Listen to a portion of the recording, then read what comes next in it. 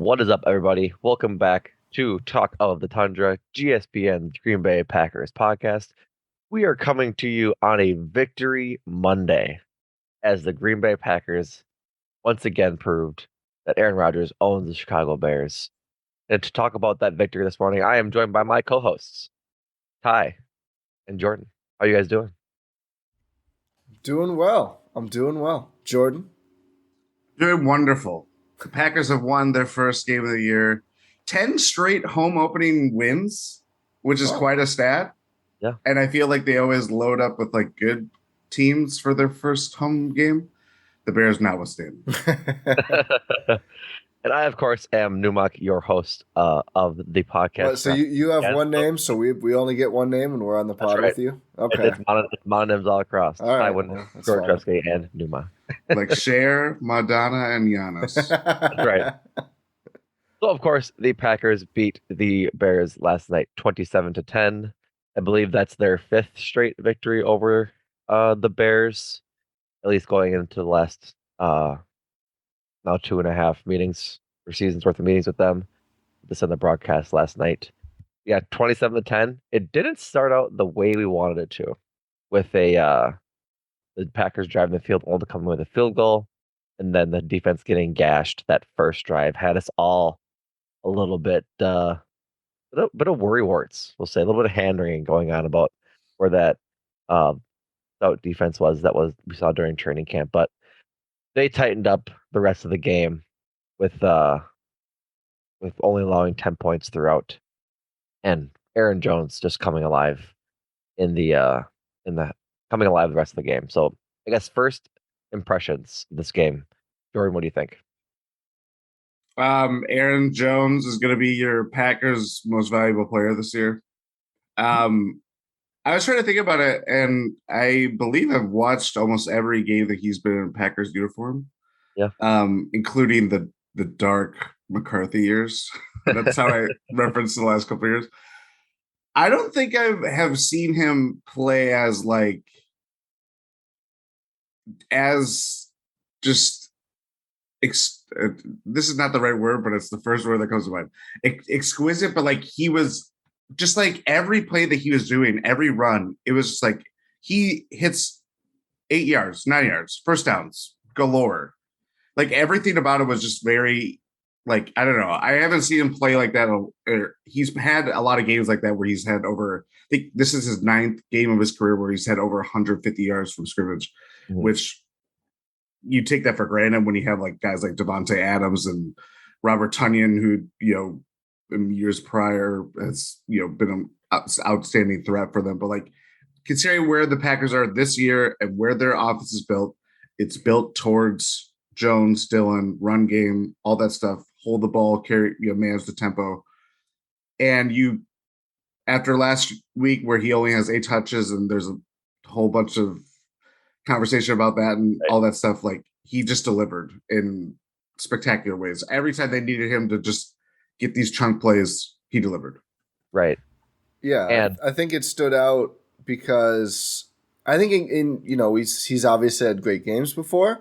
I think some of the great games before, he's probably had more to work with from the offensive line and from the pass game opening up things over the top. I mean, this was the Packers clearly leaning into, like, Aaron Jones makes the rest of the offense possible in a lot of ways because he's going to open up everything else and we'll spread the ball around, but he's the one who's really keeping the engine moving. And the offensive line, I thought, was better. I mean, having Elton Jenkins back certainly helps, but not great. And I thought there were a lot of plays where it looked like Jones would get the handoff and it's like, oh, this is going to be like a yard. Like, there's not really anything there. And he just has this vision and this burst, and it's like, oh, that's 6 yards? How is that 6 yards? And that's literally the difference between being able to move the ball and not, because those 1 yard, -1 yard, no yard plays are really tough for an offense when you're at 2nd and long, or obviously when it happens on 3rd down, you're at 3rd and long. It makes it really hard to move the chains, especially with the Packers. Their approach was a lot of shorter passes when they were passing the ball. I mean, Jones' touchdown reception was hardly a reception, right? It was like, It was very similar to his first touchdown, which was a touchdown run. It was both that kind of shovel pass type deal. So it was just like, it's essential to not lose that yardage. And I thought, I mean, A.J. Dillon is so strong, he usually isn't going to lose yards, but Jones was taking situations that looked like busted, like wasted plays, and making it, oh, we're at second and three now because of how many yards he gained. And I thought it really stood out. I couldn't find enough ways to put it. I'm tweeting the game. It's just like, Aaron Jones is really good, man. I don't know how many other ways I can say it, but he is making something out of nothing on like half of his rushes, which I thought was extra impressive. Not to take anything away from, running with holes and using the offensive line, but he was a magician out there against the Bears. What are your guys' thoughts just quickly on the little like touch pass counting as a pass? Like where it gets like hiked to Rodgers and he just goes like boop, and then it like flick. Yeah. No, like he barely touches it and it like passes it, quote unquote. Oh, yeah, hot potato. To the guy in motion. Like I don't think that should be a pass. Like it's the only like reason it is a pass because the ball goes forward coming out of Rodgers' hands, but it's not like he's actually throwing the ball. I always thought that was a weird rule that they had. Yeah, I don't know if you can legislate it, I guess. Is it like, it's kind of like scoring like in baseball where someone gets like throws the ball with their glove. You know what I mean? Yeah.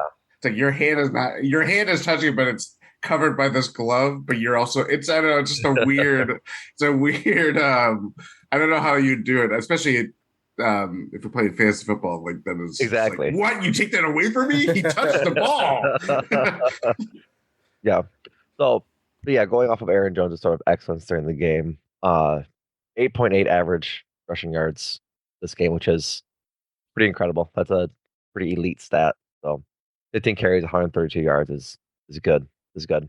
What was it? Nine something per touch too? It had to be. He averaged 12.7 per reception, 3 yards, or 3 catches for 38 yards.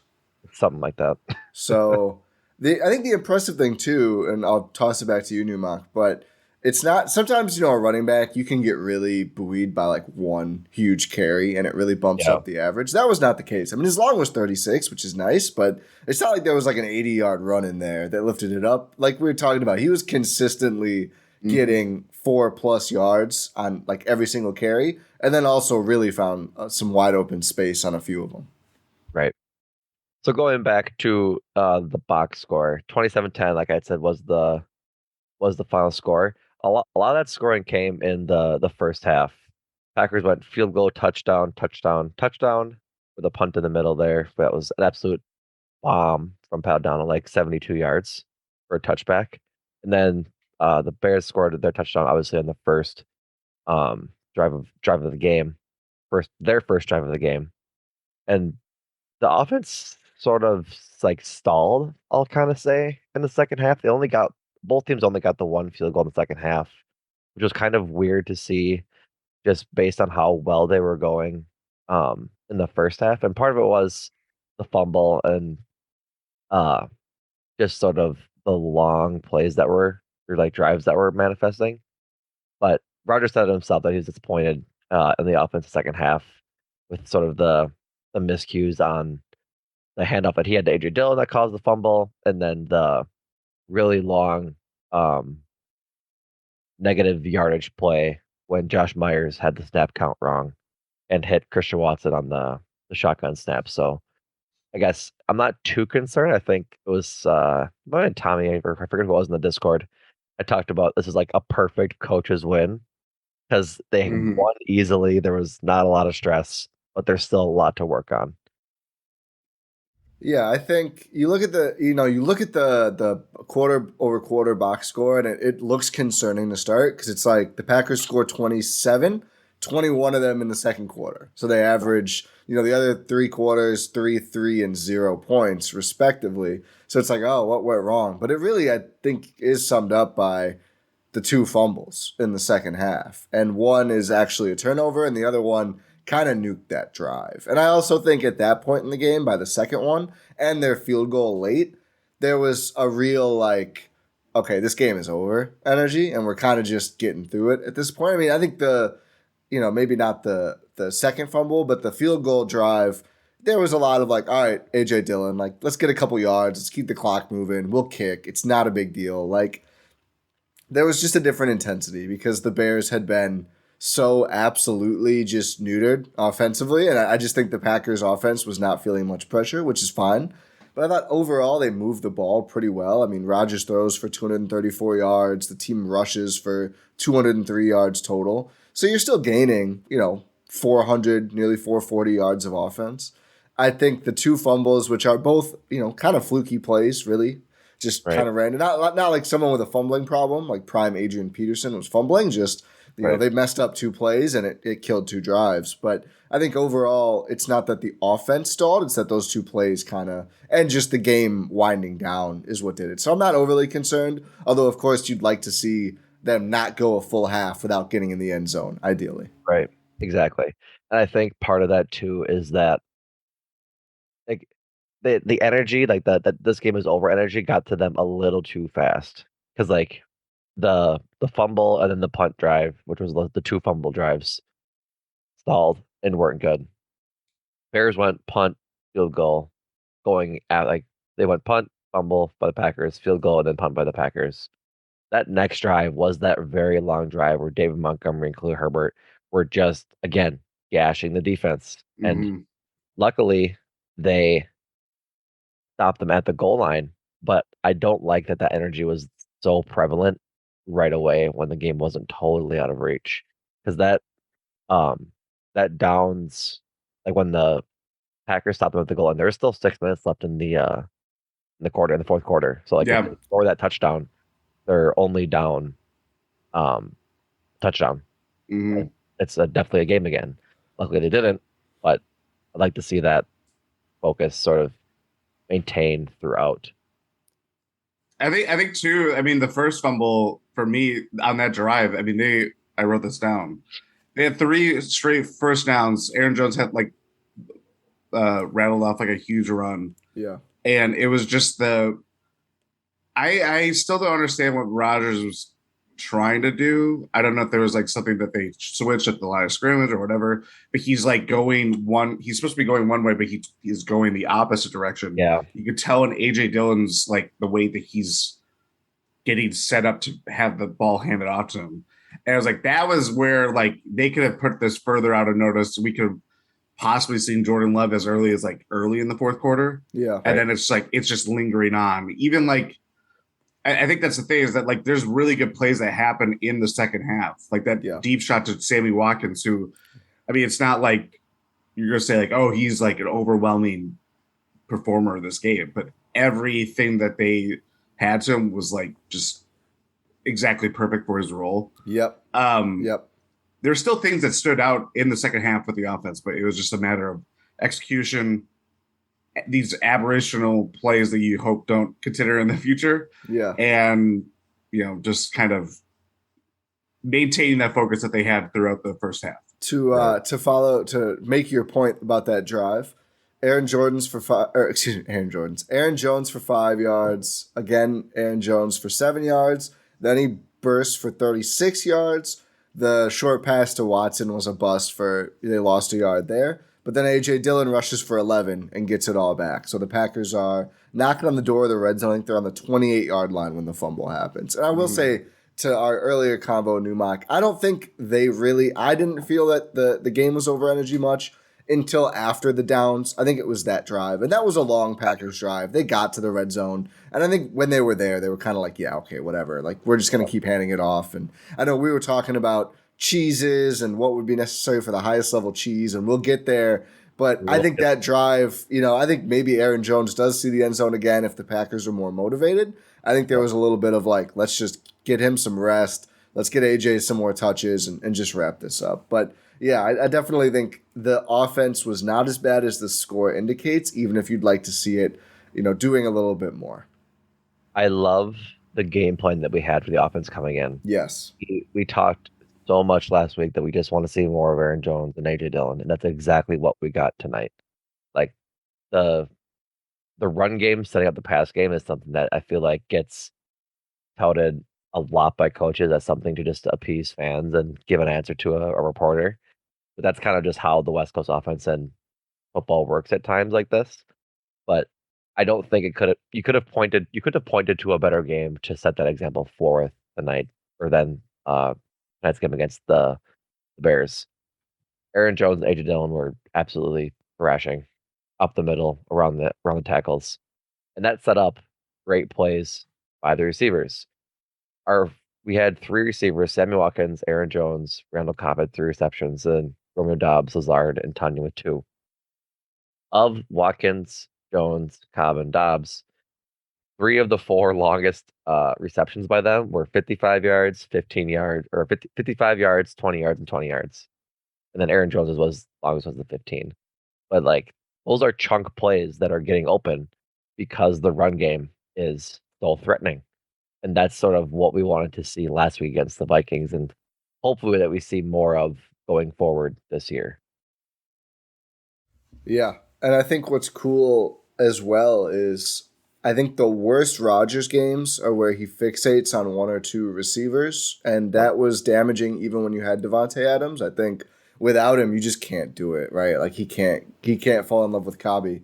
As I mean, I think I'm in love with Cobby after that game, but you can't over target him.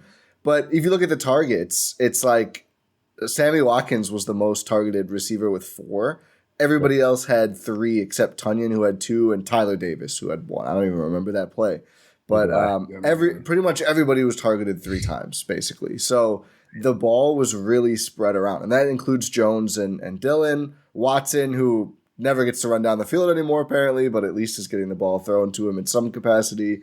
And Watkins, who was clearly the standout receiver of this game, who really flashed in open space. And I think you said it perfectly, Jordan. Like, I thought of a very Bucksy thing with this.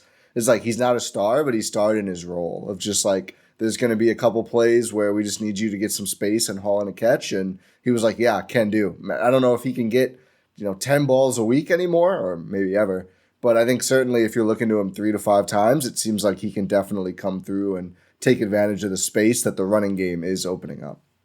Rodgers? Yeah, I kind of, sorry. Go ahead.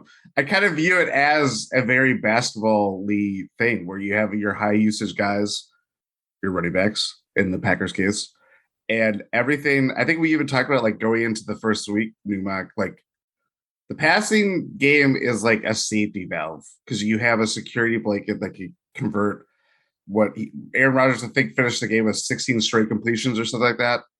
And I think 14, and it tied his career high. I know it tied his career high, whatever the number was, for consecutive completions. So you have one of the best, if not the best, passer, like just pure passer, at behind or under center, and is getting the ball to various guys that it's not like we're not talking about Devontae Adams here. We're talking about guys that can just be relief and safety valves, and Sammy Watkins beating guys off the line of scrimmage and going downfield for 55 yards, or Romeo Dobbs making a play out of nothing and getting the Packers out of I think it was like 2nd and 28, and it was like a 3rd and 5 after that. Like it's stuff like that that's where there's all this mystery of like, what does the Packers offense look like without Devontae Adams? And it's like, I thought the game last night kind of just like perfectly saw the potential and even obviously gave us substance to like what they want to do. And it's not going to fall on just one guy in the passing offense or the wide receivers. Robert Tonyan had I think it was a first down, or at least a good catch, at least. Right. It's just like just the diversity of using all their weapons within their wide receivers and all that stuff that just kind of makes that gives Rodgers kind of like security, and like I can go to Randall Cobb at any moment, I can go to Sammy Watkins at any moment. Alan Lazard, I don't think really showed up on the stat sheet, but he almost had a touchdown that I think he got the last one of the first half, right? Oh yeah, he did. He did get one. Right, he would have had another one. Numac reverse jinxed it for him. That's right. Yeah, He only got targeted once, and then like a minute later, he catches a touchdown. Boom. Which was his second target. Like I wasn't. Yeah, no, you were wrong, but you made that happen. So I think Lazard owners everywhere owe you one for that. Yeah, but it was I think a Bears rookie that it was a good throw, but even better play by the Bears rookie that just like deflected. Yep. So I think that's where it's like, yeah, it just helps to have like the greatest security blanket as your quarterback of all time. Yeah, Right. that and Yeah. that quickly Numac. Then you can go. That touchdown drive though was perfect, and I pointed this out after the 2 minute warning. It was 5 plays to get into the end zone, to Jones, to Dillon, to Cobb, to Tunyon, to Lazard, all in a row. I think it was five. Yep. Either there might have been a handoff, but it might have been all receptions. The lines get blurred with this Packers offense, but that's how they have to play. It has to be equal opportunity, move the ball around, like, and it's kind of nice too. Like teams with like number one corners, it's like okay. We just won't throw it to whoever that guy's covering if we don't have to. Like we don't need to rely on any one player. I mean, maybe Aaron Jones to an extent, but good luck to if you. That's the nice thing. If teams really sell out to take away the run, it's like you said. Now you are okay. Let Aaron Rodgers drop back with no one over the top. Like that's a pretty precarious spot, even if the receivers are not like A tier receivers. Right. Scheme random. Yeah, offense random. Roger said afterwards, talking about Sammy Watkins, that he's seemingly like probably going to be one of Roger's favorite targets this offseason because of one, his veteran status, and two, that they just seem to like meld together in their personalities and how they approach football. Roger said they had they were texting this week and talked at length about stuff, and he was just like really happy that they got a quote like special guy in Sammy Watkins, which like goes to show that Rodgers is like he loves giving his praise to receivers that he trusts. And if that can become a good dynamic, then I could see like a Sammy Watkins in a James Jones sort of role this year to where he's never going to be your consistent option, but he's going to be the option there for you that is important in big spots. Like his first reception of the game, he had great hands, made a leaping catch coming over the middle to sustain a drive. That was like, albeit Rodgers threw it over the defender to get it there, but it was still it's sort of a little bit, but Sammy Watkins comes down with it, gets the first down, continues the drive, and then obviously his two big chunk plays to really get some yardage and move the ball. So I think it's going to be good this season for Sammy Watkins if they can continue the chemistry they have. Talking about Christian Watson not running down the field, he can run down the field. He just isn't getting the ball thrown to him. Yeah. Like I didn't Got to see. turn the corner. Yeah, Constantly. I didn't see too many other plays where he did it, but on that first Watkins reception, I believe it was, Christian Watson absolutely torched his man, like up the sideline. Like he was gone. And if Rodgers holds it for another second and sees him and throws it to him, it's probably another touchdown. Well, Yeah, well, not another, but another opportunity for a touchdown. Yeah. So, I think in due time it'll come for Christian Watson. Right now, they're kind of using him in that Amari Rodgers role we saw in the preseason, which I'm not too big of a fan of, but I would just want to see them get more passes downfield. I think Ty, you said it. Like it's amazing what Romeo Dobbs can do with the ball when he knows it's coming. And Dobbs almost had. I think it was probably the second to last drive that ended in the field goal that just kind of. I mean, it was the game was over. Rodgers third down gets sacked, but Dobbs had like a window where he's like he had just gone past like the first down marker and I think just wiped out or slipped.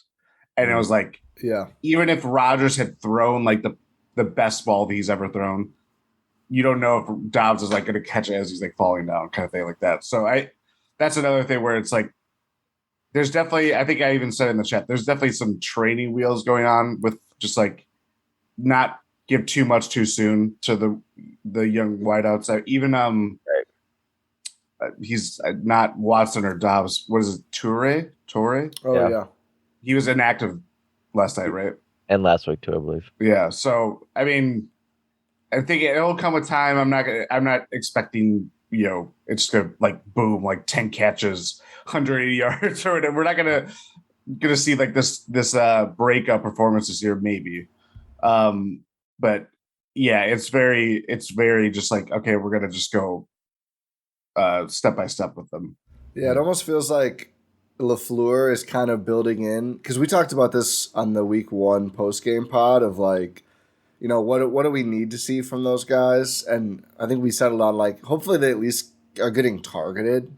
And it almost feels like some of these plays are designed for them just to make sure, like, hey, we don't want you to go a full half without seeing any targets. So at the very least, even if Rodgers isn't throwing it to you out wide for real, we can at least get you some of these plays, get the ball in your hands, get some familiarity going. I think it's a good idea, but yeah, certainly would like to see. I mean, Dobbs, I think every time he does haul in the ball, he does flash to me. I'm like, oh my God. And I don't know if it's a catching problem as much as it is just like being on the same page, what Rodgers talks about constantly. So it'll be interesting to see. Hopefully this season, those two can get that more trust, more familiarity built up and start to factor in the passing game more. Maybe it won't be essential. I think it probably will become pretty important down the line. But yeah, I think it makes sense for now to at least have the built-in, like, all right, we'll get you something every game, even if it's not a 50-yard completion down the field or whatever. Yep. Touching on Matt LaFleur a little bit before we go into the defense, I want to talk about his sort of play calling in the beginning of the game because it was annoying to say the least. On the touchdown drive, there was a 6-yard run from AJ Dillon, a 5-yard run from AJ Dillon, and then an incomplete pass from Rodgers. And then Rodgers scrambled for 7 yards.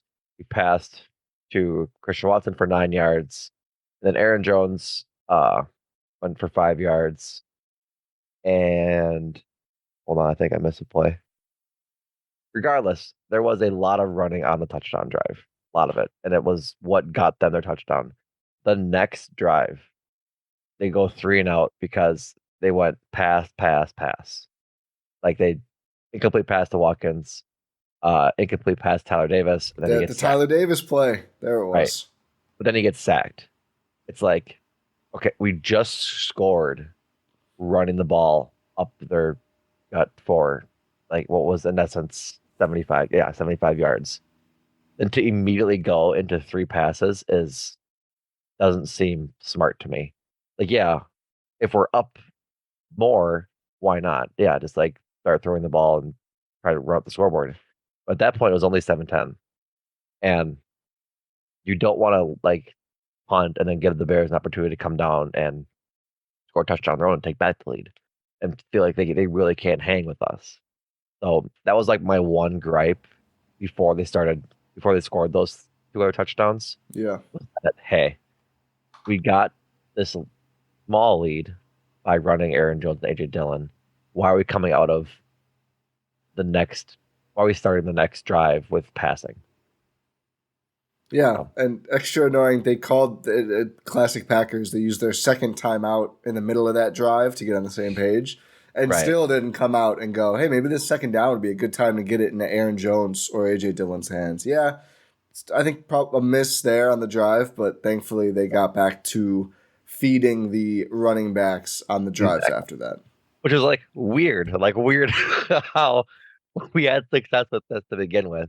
Went away from it, didn't have success, came back to it, had success. Like, why don't we just cut the middle out? Is that a matter of that's your third drive of the night? You're seeing how the Bears are schemed, and they were clearly I mean, they talk about it all the time on the broadcast. They were designed to take the run away. Are they doing that as like, okay, we went into what we thought or what we wanted to do the first couple drives, plan your plays out well in advance. And it's like, okay, this drive is going to be like, okay, we see this is what their coverages is. This is where the defense is stacked up.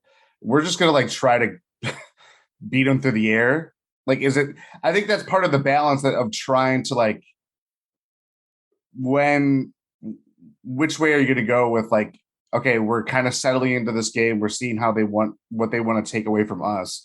How do we beat them and doing what they're trying to do? If that all makes sense. A little, yeah. I think. Ty, do you have anything, or do you want me to go? No, I mean, I think it makes sense as an idea. I think it was I think the rhythm was off that drive because none of the plays worked as well. No. Which I think, and I wonder how much of if it is. Those are only 3 and out that game, right? Outside of the actually fumble. The second one, yeah. Oh yeah, okay. And Neiman just got blown up on that sack too. That was just like, oh, Robert Quinn. Like that was the thing. Is like when the Bears pass rushers got loose, it was like, oh my god. Like even Alan Jenkins, who did amazing first game back from a torn ACL, just got blown up by.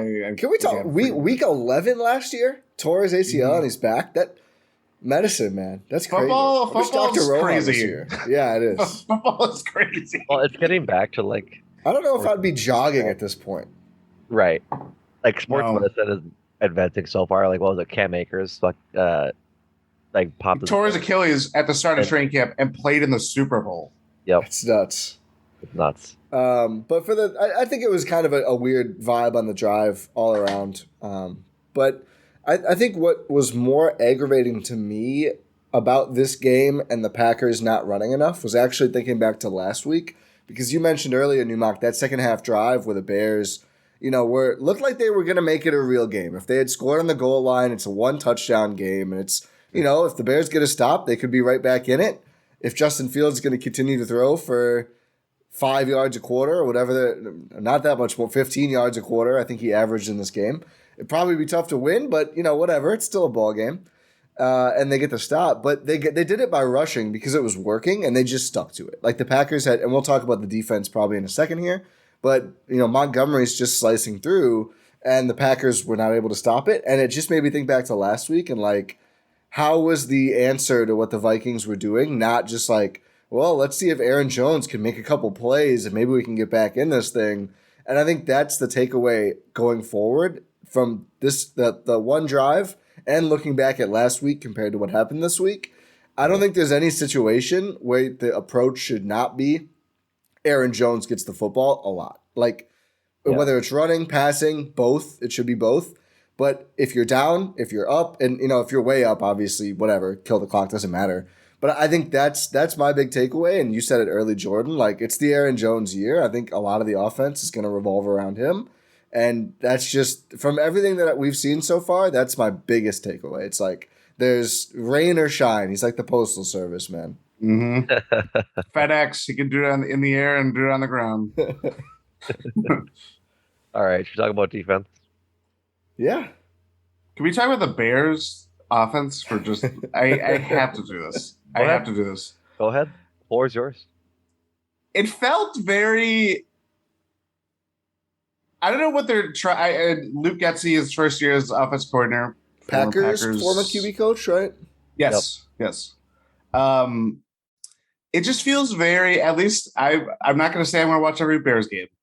How they played last night and how they used Justin Fields, which on the run or any running play that they did was like, damn it, like that he's really good at doing that. And then it's like throwing the ball, except for a couple passes that they just, out of thin air that was like, oh yeah, that's what it is.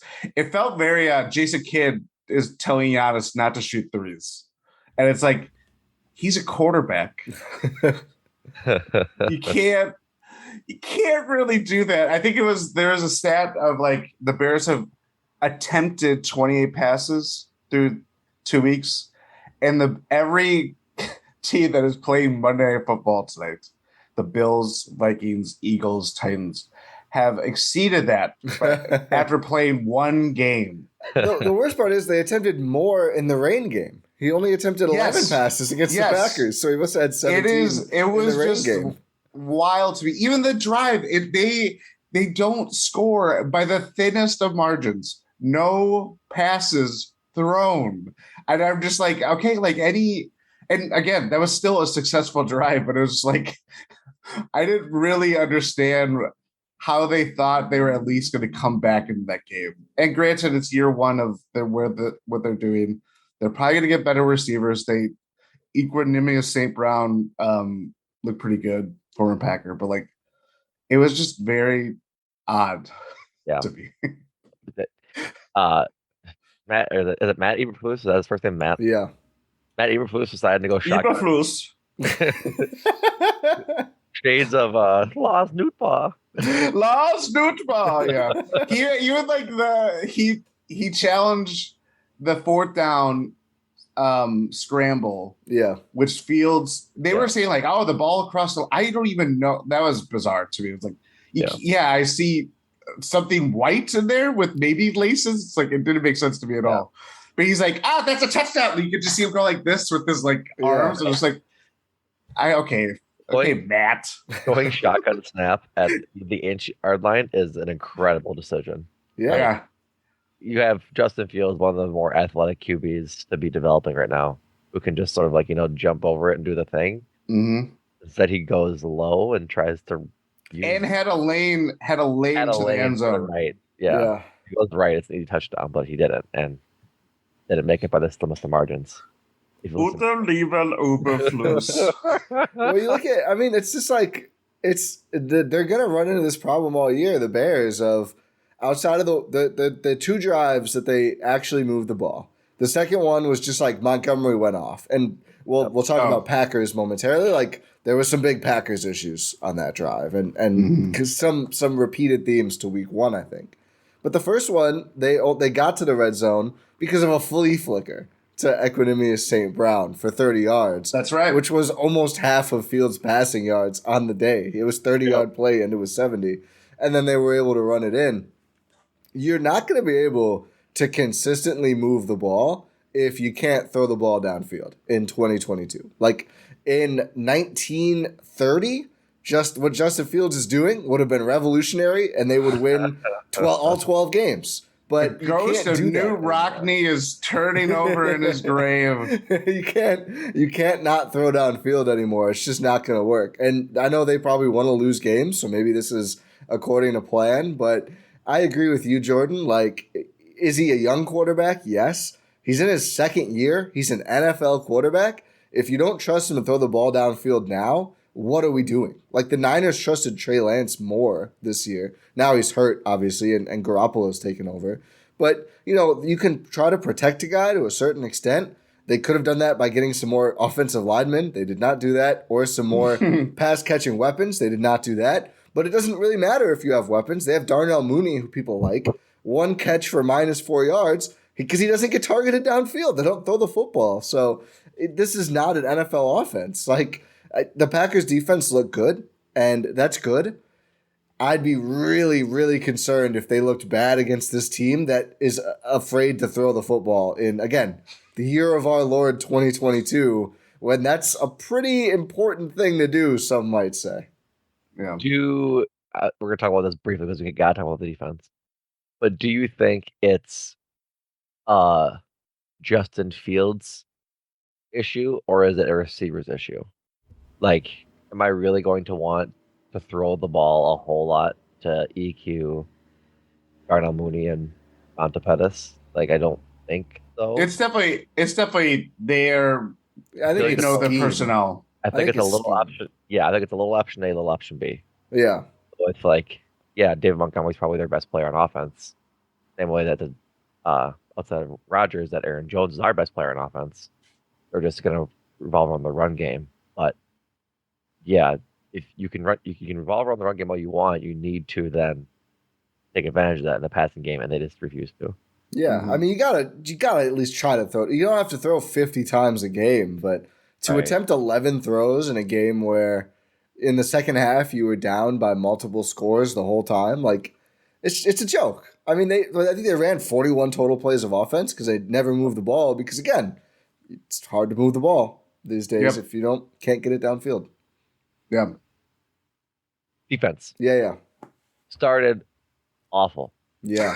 There were some tweets. I think one Rohan Kadi, GSPN's own, was hesitant to talk about the defense. I'm pulling it up. He goes, you got to scroll through a lot of thirst tweets. There's been a nighttime since then, so who knows what's on that feed. Be careful. And an unfortunate injury. Yeah. It was only 3 tweets. It was him dropping his phone and punching himself in the crotch. We call that a Lazary. the hype around the defensive stand is him drinking, apparently. But then he goes, I was told this Packers defense would be good.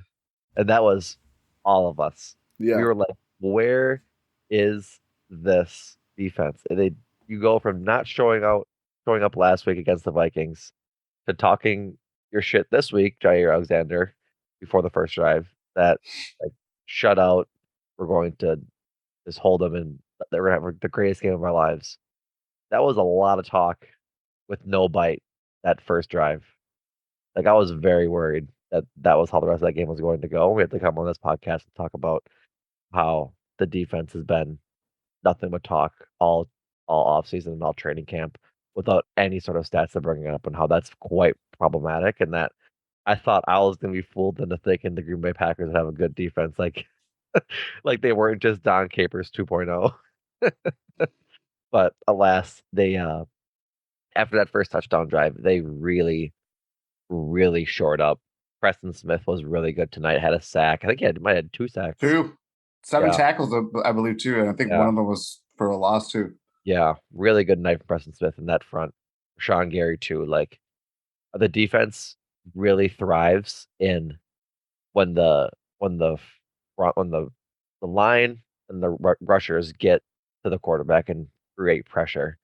And they did that throughout the second half or throughout the game after that first drive and before that long drive that ended in the goal line stand. Like they were in Justin Fields' face all night. They couldn't get the run game going. It was overall just the game we wanted to see from the defense. Yeah, if you don't count the end of first half drive, it was one play, 32 seconds for the Bears. They basically let the clock go down. The 4 straight drives for Chicago while the Packers were building their lead, either the first or second play of each of those drives, the defensive line caused the Bears to either lose yardage, or I think one there was it was a rush for 1 yard, but still those second and long situations we're talking about, or third and long. And then they were, I think they were all 3 and outs. They forced 4 3 and outs in a row. Again, not counting the play where they ran out the clock. And all of them stemmed from someone on the defensive line. Preston Smith, a lot of the time. Rashawn Gary had a nice play in there. I think Kenny Clark, or no, Dean Lowry had a nice play in there too. Mm-hmm. To either stop Montgomery behind the line, sack Fields, or I think one of them was Khalil Herbert for a yard or a half yard. You set the tone with plays like that up front, and it can really kill drives. Again, this was easy mode against an offense that generated 70 yards of passing, but that's what they need to do against every team. That's just how you win football games. Is it starts in the trenches. You make offenses operate in the harder situations, and that's when it becomes easier to force turnovers or just get a team off the field. So that's when all the momentum went to Green Bay, and that's how they won the football game, right? That second quarter-ish part of the game where the Bears offense was never on the field for more than 3 plays, and the Packers were able to get down the field and score, and that was the whole game. So I think great sign from the defense to do that and to go and just dominate the trenches for a little bit, and that's just what they're going to need to do every week. Guys like Preston Smith, who was great, Rashawn Gary, Dean Lowry making plays, Kenny Clark hopefully making some more plays. Right. That's how the good games start, and then that's how you get later teams getting more desperate and guys like Jair getting interceptions. Right, and even coming out of halftime, that was a 3-0 by the Bears too. That was the 4th straight one, I think. Right, and then they had the field goal drive. And so coming out of halftime when you get all these opportunities for changes and how you want to approach the second half of this game, try and come back and win. The Packers defense just said no, sit down. We're still winning this game. That was the thing too, is that we talk about the offense and just you see how Matt LaFleur wants to run plays and just build his overall offense. It helps when you're just taking time off the clock, your defense is not getting overtaxed, and they can just make plays constantly. Again, against the Bears offense, it was not really threatening the pass, but the fact that their pass rushers were still making plays on run plays, Preston Smith really getting in there. Rashawn Gary was chasing down David Montgomery or Justin Fields, when they were having, at least it looked like planned run plays and stuff like that. That is how they want to play. Their defense makes quick work of the other team, gets their offense out on the field, and they just just control the tempo and kill the clock as much as they can. And so I think that's where it was a lot not to keep following down the script of how it was to start last year, but after week 1, and I went to the Lions game that for their home opener last year, Packers looked terrible in that first drive, and offense comes back, scores, if not ties it or takes the lead. And then you just saw the defense just settle in and just really wreak havoc on the Lions. And I think that kind of just showed again against the Bears, where it's like Devondre Campbell made the huge stuff on Fields for the fourth down. Like everybody just had, like the offense or like the wide receivers, everybody had like at least a play that you could look towards. Like Rasul Douglas did this, Jair Alexander did that. Like it was just a team effort in that way that just the defense really clamped down and really just made, outside of a couple of drives, just made life miserable for the Bears. Yeah, I think it was just a really awesome standout for the defense. Like a good game, like the game you wanted to see from the defense. And one of my like favorite, I guess, let me back up.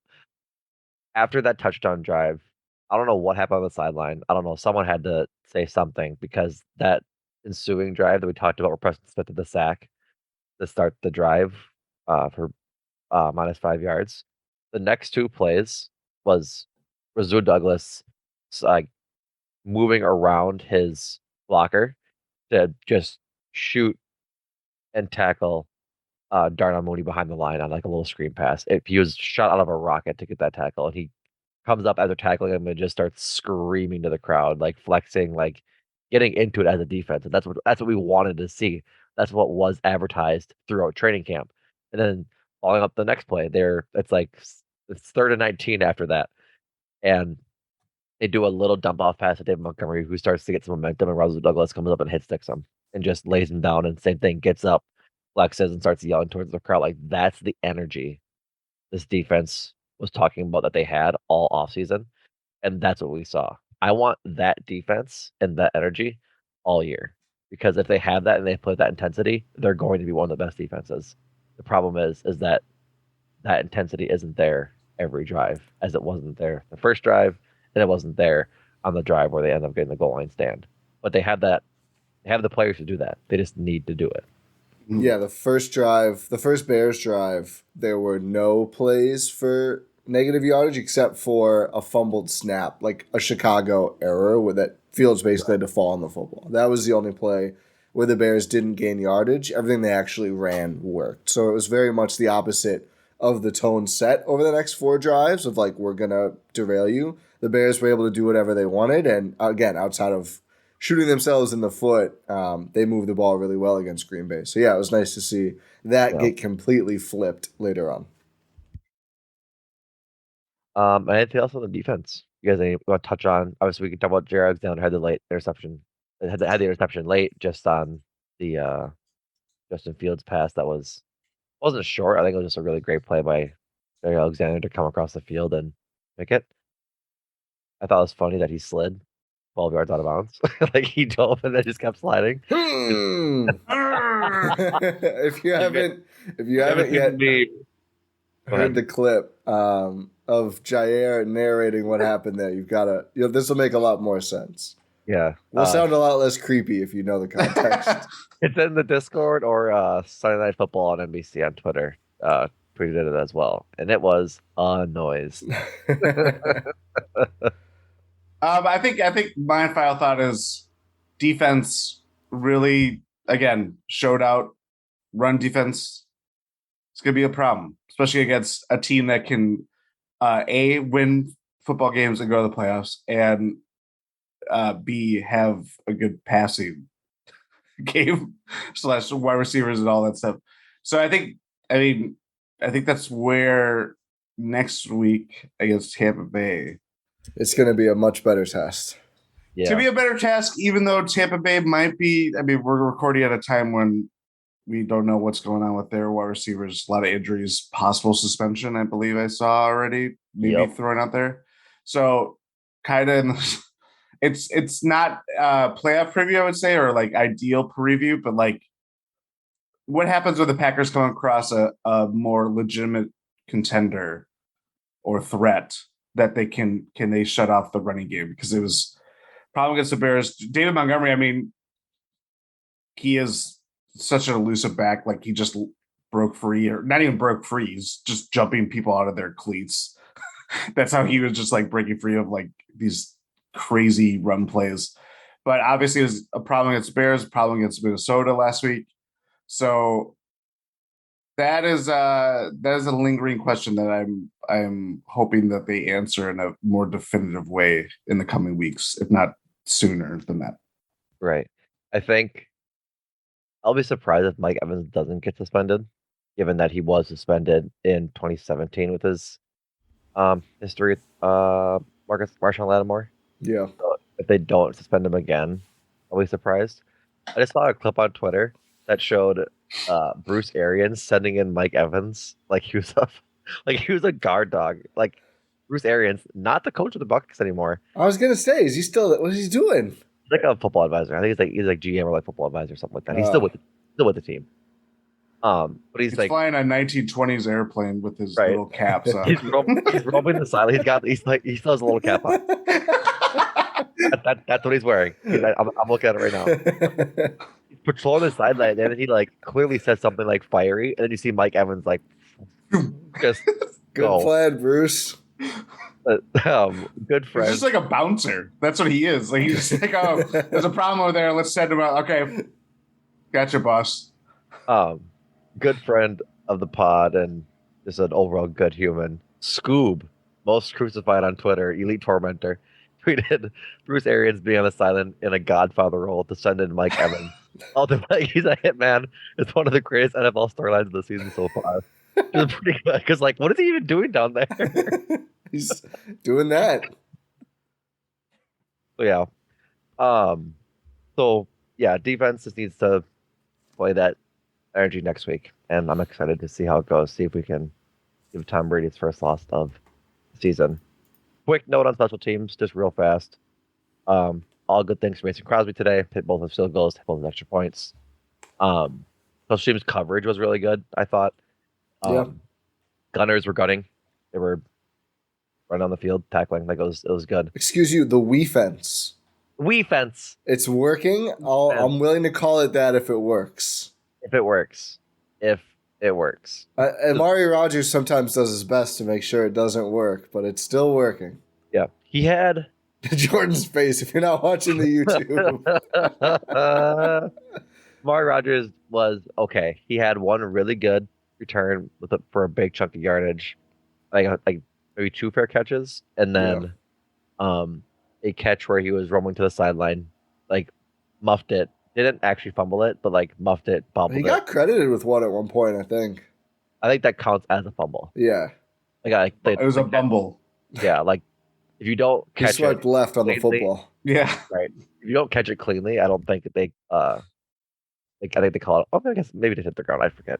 Regardless, I think it did hit the ground. Okay. Regardless, special teams is going to be just like waiting for something bad to happen all year long, and until I'm proven otherwise. Can we talk about new special teamser, Devontae Wyatt, who played a higher percentage of snaps on special teams than on defense this week? Go ahead.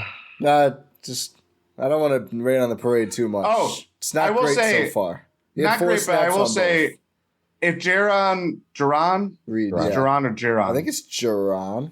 Jaron Reed, if he plays as well as he is, Devontae Wyatt's not going to really be a factor this year. year. I mean, it's Jaron Reed. Like he's like more of a Dean Lowry type. Just like he's been a journeyman lineman that's been played with Seattle, I think Kansas City last year. I really liked that they got him because it was like, oh yeah, you shore up your defensive line. You're not going to just waste Kenny Clark to be like, hey, be at Spider-Man at the end of Spider-Man 2. I referenced that scene all the holding the trains. Yeah. But it's like he made some fantastic plays last night, and I just think he's kind of like this big body, but like just can make action. Roll credits. that's Gerard Reed's role. Yeah. He's what the Packers want Devontae Wyatt to like develop into. Like I was thinking about that. Excuse me. I was thinking about that like during the pod. Is that like I think the plan is going to be for the Packers is for Devontae Wyatt to be the Kenny Clark replacement, but he needs to get there faster because I'm pretty sure Kenny Clark's a free agent after this year.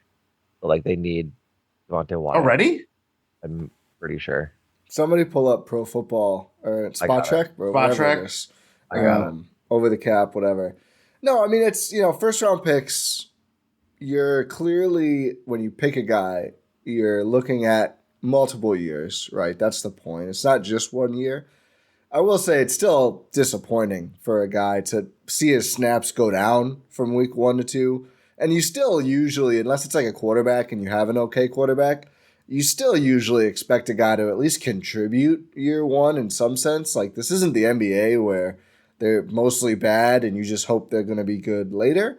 Football rookies can be pretty good from the jump, and Wyatt certainly has been disappointing so far, but I'm not, writing off his whole career or anything yet. It's super early. We haven't seen him very much, but, it's good for Jaron Reed, but bad for Devontae Wyatt that he was able to, totally take the snaps and take the spot on the line when typically the draft picks have an edge in getting playing time because the football people like to look smart. This is the draft and develop Packers. That's their MO. I got led astray last night. The site that I used to look at the free agent class, the one to see who was there for the Bears to pick up for wide receiver should they want to make a splash, their thumbnail was Kenny Clark for some reason. Which is why I thought that he was that's why they're not passing the ball.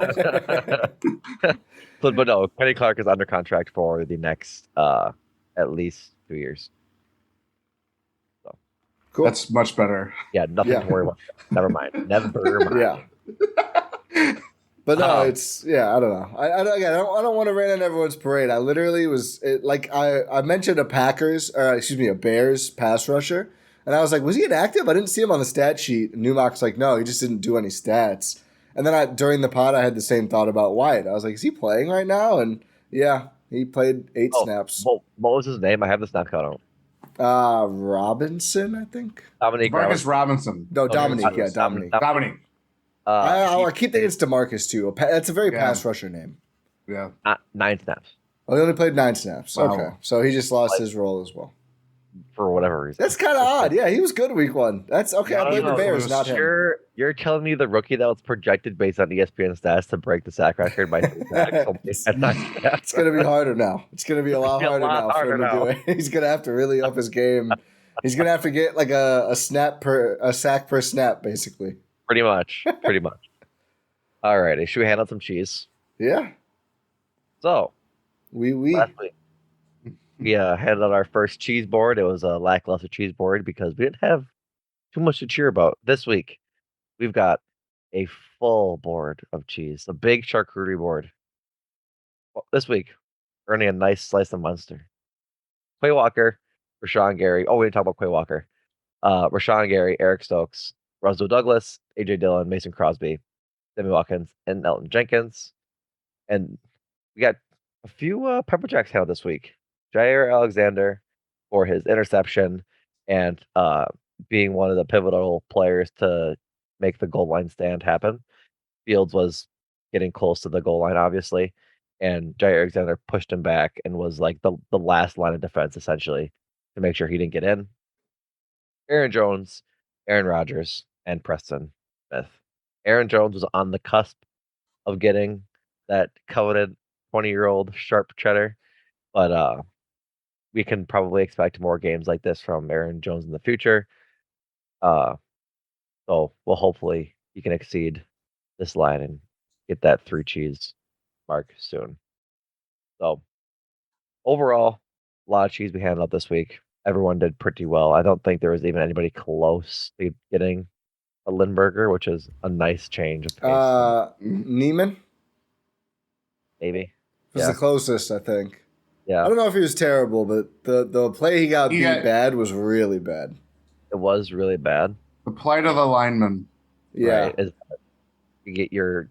You could have 55 good plays of the one play that you just I just got beat up my shoes, and it's right. the stack that takes them out of field goal range or whatever. Yeah, it's the same as special teams, right? If you do your job, nobody notices at all, and then if you don't, everybody notices really fast. Except Amari Rodgers. Any reviews, Ty? I don't think so. So people gotta get over to Apple Podcasts, Talk of the Tundra, 5-star review, or Spotify, or wherever you listen. You can let us know what you think about the show, and more importantly, make Numac read it by Please. dropping a review on our Discord forum, which can be found along with the links to this pod, the YouTube, and every other piece of GSPN content at gspn.info. I could make you read YouTube comments.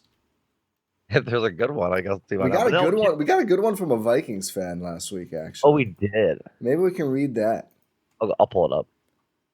Before I pull it up, I want to briefly go back to Quay Walker. Yep. The opposite of Devontae Wyatt season so far. And career. Everything about it has been the opposite. Yeah. Quay Walker has been flying to the ball. He's been really, really fun to watch. And from, I think it was, might have been Aaron Jones. I forget who they asked last night in post game, but they're like, can you think of too many other linebackers that can chase down Justin Fields on that scramble to prevent the touchdown from where he dove in to try to get in? And he's like, maybe Devin White from the Buccaneers, but it's pretty clear that Quay Walker is on pace and on the trajectory to be really special. I think it's going to be a pleasure, we'll say, to watch his career unfold, just because he has everything that it is looking to make to be a dynamic linebacker that just flies all over the field. Yeah.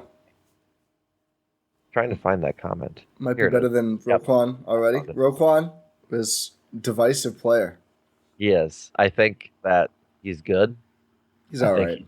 He's being held back by the other parts of his defense. Like, you can just take Roquan Smith out of the equation, then you don't have too much else as Robert Quinn, but it's kind of it's different. Like, Roquan Smith was really good when Numac was there for like the 2 years they played together. He was really good. He was a good secondary edge rusher to play off Numac, but now that Numac's not there, all the focus is going to him. So, but our review. Should I say his full name? Like, YouTube does like the full, like their actual name, so it's tied to your Gmail account. It's a Colin W. Yeah, Colin W. A Vikings fan, nonetheless. Says, and this is from the Minnesota Vikings preview pod, which Vikings did not age well. Don't listen to that podcast. Yeah, don't listen to that podcast. Just understand that Colin W. here is a Vikings fan. He was a Vikings fan here. It was interesting to hear a Packer perspective. You guys did a good job, though. For the Vikings, assuming people stay healthy, the offense should be a top 10. Should be in the top 10, and the offensive line, particularly right guard and center, have to play well. So he was right. Talking about if they play well, if they're healthy, they're going to be good.